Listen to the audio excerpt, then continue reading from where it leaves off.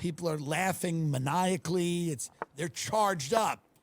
It's a madhouse in those places because that is it for those people. That is it. You might be stopping in ironically, or you might be going in to see what the deal is.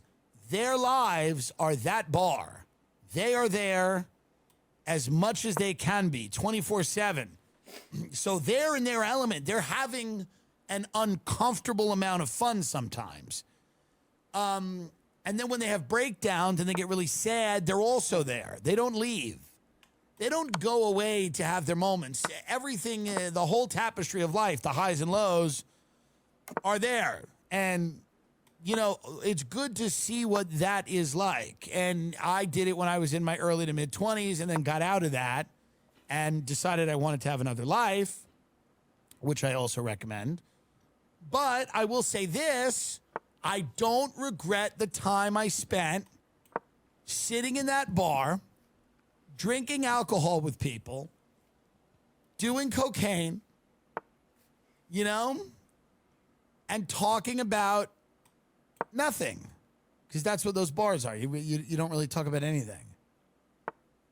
I'd sit in there.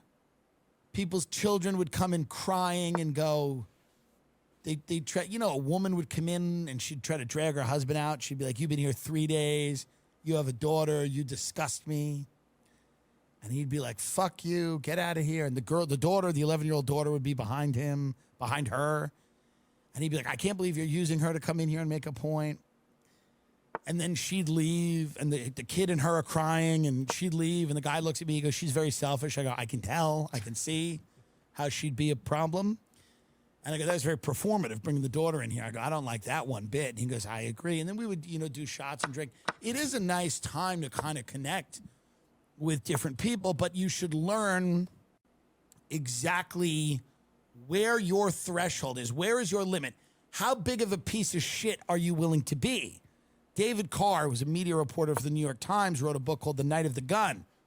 He's smoking crack. He's looking at his 2 kids in the back of the car. David Carr said, I was prepared to be a bad person, but I wasn't prepared to be a bad father. A lot of the people I hung out with were prepared to be bad fathers, but they weren't prepared to not be fun, because they were fun. Cold turkey may be great on sandwiches, but there's a better way to break your bad habits. We're not talking about some weird